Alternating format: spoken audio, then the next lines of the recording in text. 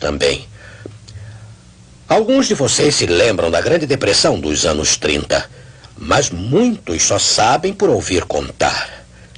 Deixe-me levá-lo agora ao QG da Igreja Adventista do Sétimo Dia para uma história secreta. Uma história tão notável, tão incrível, que deveria dissipar para sempre qualquer ansiedade sobre o futuro. E eu lhe garanto que a história é verdadeira. Os participantes eram meus amigos. W.H. Williams era um bom diretor de finanças. Ele entendia sobre moedas de muitos países.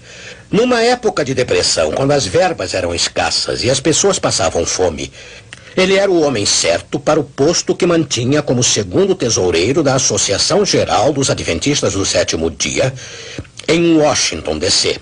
Ele era o homem certo, eu digo, para o cargo, não apenas por causa de sua experiência, mas porque a sua fé pessoal em Deus era tal que, numa época de emergência, ele fazia tudo o que Deus lhe mandasse fazer. Não importa quão estranho ou irracional pudesse parecer. Eu tive o privilégio de conhecê-lo brevemente antes de se aposentar em 1956. Mas estamos em 1933. Era hora de fechar numa tarde de quinta-feira. O Sr. Williams sentou-se em seu escritório, alegre por poder relaxar após um dia tarefado. Sua esposa estava fora, portanto, atrasar alguns minutos não ia importar. Ele pensou como ia ser bom ir para a cama cedo e ter o descanso tão necessário. Mas aí ele sentiu uma pressão em seu ombro e uma voz clara disse num tom de comando: "Vá a Nova York esta noite."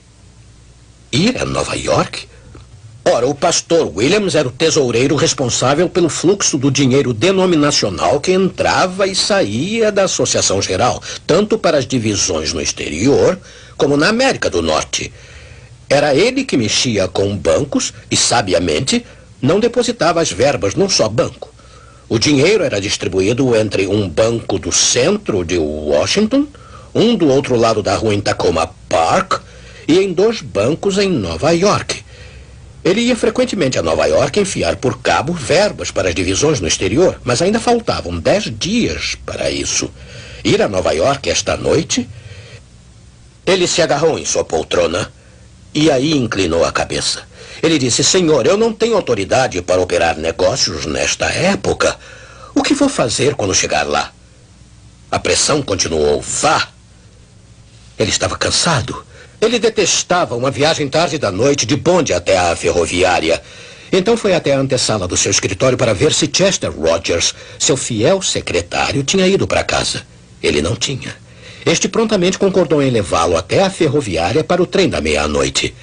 Chester Rogers não fez qualquer pergunta. Mas certamente ele tinha razões para ficar curioso sobre o que estava acontecendo. Porque o pastor Williams estava fazendo uma viagem não programada até Nova York de noite, 10 dias antes e sem autorização. E havia algo mais estranho. Durante algum tempo, o pastor Williams vinha retirando dinheiro do banco em Tacoma Park, $1.000 de cada vez. Em cada ocasião, ele havia simplesmente pedido a Chester para colocar as 10 notas de $100 num envelope, datá-lo, marcar a quantia e colocá-lo no cofre do escritório. Por que isso tudo? O pastor Williams não poderia dizer a ele, porque também não sabia a razão. Cedo na manhã seguinte, ele chegou a Nova York, ainda sem saber por que estava lá. Mas aí a resposta veio claramente: vá aos 2 bancos e remeta o dinheiro da missão para cada divisão. Ele lembrou a Deus que era muito cedo no mês, mas as instruções permaneceram intactas. Quando os bancos abriram naquela sexta-feira de manhã, ele viu-se de frente para o caixa, que geralmente cuidava de seus negócios. Talvez ele perguntasse o porquê de sua vinda tão cedo no mês e tão cedo de manhã. Mas ele nem sequer ergueu os olhos. O pastor Williams deu a ele uma lista das quantias a enviar para cada divisão. Aí aconteceu outra coisa estranha. Ele viu-se de repente dizendo: eu gostaria de mandar o triplo da importância que sempre enviamos em cada caso, por favor. Em sua mente ele conseguia ver o total na conta. Havia o suficiente para o triplo das remessas normais, mas iria ficar muito pouco de reserva. Ele insistiu que o caixa fizesse a transação imediatamente. Antes de entrar no banco, aquela manhã, ele tinha estado tremendo, a ponto de mal poder andar. Mas uma vez dentro do banco, toda a tremedeira e todo o seu temor desapareceram.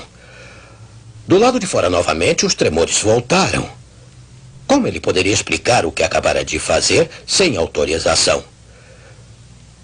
De novo, ele sentiu a pressão em seu ombro e ouviu as palavras: "Vá ao outro banco e mande as verbas agora." E a voz parecia como se não houvesse tempo a perder.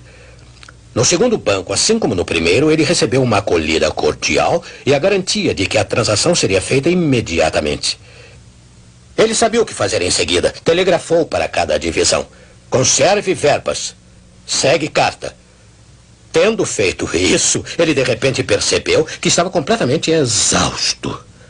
De volta em casa, ele dormiu tranquilamente, acordando tarde na manhã seguinte. O sol brilhava sobre a sua cama. Era 4 de março de 1933, o dia que o novo presidente ia ser empossado, Franklin D. Roosevelt. Ele ficou lá por um momento. Era tão bom relaxar. Aí, através da janela aberta, veio o grito rouco de um jornaleiro: "Extra! Extra! Bancos fechados! Extra! Bancos fechados em todo o país!" O pastor Williams pulou da cama e correu para a porta de pijama, atrás de um jornal. Ele tinha que saber o que tinha acontecido. E lá estava. Uma manchete negra de quase 5 centímetros de altura. Bancos fechados em todo o país. Agora ele sabia. O novo presidente só iria proclamar seu famoso feriado bancário no dia seguinte. Mas na manhã de 4 de março, o dia da posse, corretores da Bolsa de Nova York viram Richard Whitney, o diretor da Bolsa, preparando-se para fazer o histórico anúncio. A Bolsa havia fechado não apenas por um dia, mas indefinidamente. O sistema bancário sofreu um colapso. A emergência era total e a nação teria que se ajustar a um mundo sem dinheiro. Milhares de pequenos bancos jamais voltaram a abrir. Foi uma tragédia e muitos daqueles que sobreviveram só abriram depois de 3 meses. E durante aquele período não foi possível enviar dinheiro para fora dos Estados Unidos. Mas todos os missionários no exterior foram assim atendidos durante aqueles 3 meses. E quando os envelopes no cofre do escritório foram contados, havia apenas o suficiente para pagar a folha dos funcionários durante 3 meses. Amigo, haverá outros desastres naturais. Mais incêndios, inundações e tudo mais. E poderá haver uma outra grande depressão. Quem sabe?